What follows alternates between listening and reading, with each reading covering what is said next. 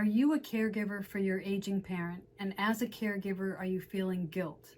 Guilt is one of the most common emotions felt by caregivers, especially of our parent. The guilt may be that we're not doing enough for our parent, or it could be that we're having to make a decision like placing our parent into a facility and we're feeling guilty about that. Sometimes people can even have guilt that they're not spending enough time with their family, their children, and their spouse. We have a really strong emotional tie to our parents. They're the first people who contributed to the sense of who we are as people. All of us are walking around with these internal voices and this internal dialogue all day long. These voices and this dialogue usually starts when we're kids, and it's based on things we might have heard from a parent, based on things we might have interpreted that we heard, or that we saw and interpreted in some certain way. And this internal dialogue, or these internal voices, are the thoughts and the feelings that we experience all day long. And these voices usually run subconsciously, so we're not aware of it until we start looking for them. And then we make these rules based on these thoughts and feelings. Those rules then develop into beliefs about what it means to be a good person, what it means to be a good daughter, rules about what we have to do or who we have to be in order to be good enough. For example, most of us have an internal judge. This judge is always criticizing us, and this judge is one of the strongest voices we hear as caregivers because it's constantly telling us we're not good enough. We might have a voice of the pleaser, who wants to make everybody happy and avoid conflict at any cost. This pleaser voice can make us feel like we have to put others' needs in front of our own. And this can lead to feeling resentful or burning out as a caregiver. Or we might have the voice of the hyperachiever, who tells us we have to keep doing more and keep doing more. And in the background telling us, you're not doing enough, you're not doing enough. And that can lead to a lot of stress and burnout also.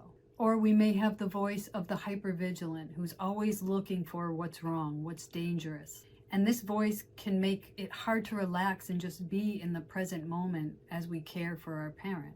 So in today's video, I want to talk about 2 strategies that can be used to help us start to look at the beliefs that might be causing emotional distress in us as we're caregiving a parent.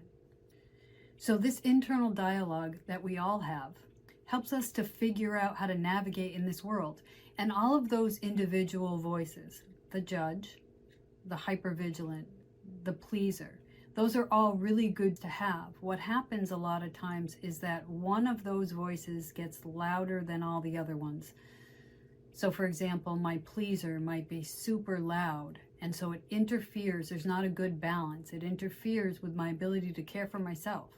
If I grew up with a parent who always put someone else's needs ahead of theirs, I may have internalized the belief that others' needs are more important than mine. So I might neglect my own self-care. You can see how these internal voices can cause a lot of stress, especially as we're caregiving for a parent, because we never feel like we're doing enough, or we feel guilt, or that we're failing our parent. But the good thing is we can challenge these internal voices, and we can change these and put them into a more balanced dialogue. The first strategy is to acknowledge our thoughts. Become aware of the thoughts that we're having, the dialogue that's kind of running in the background. It can be exhausting as we start to do this because we realize that this dialogue is running in the background constantly. But being aware is the first step if we can't change something we're not aware of. So, for example, as some of the thoughts that come up related to caring for my mother, I might feel like I'm not doing enough. So acknowledging I'm having that thought separates the thought from me a little. It allows us to get a little distance and understand that our thought is just a thought we're having. It's not us. It's not who we are. It's a thought that we've made a habit of having. The second strategy is to then challenge these negative thoughts. What's the evidence that I have that supports that? What is my definition of enough?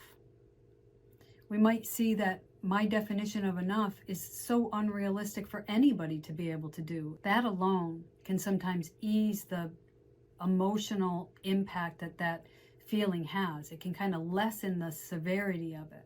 It's a huge undertaking to become a caregiver for our parent.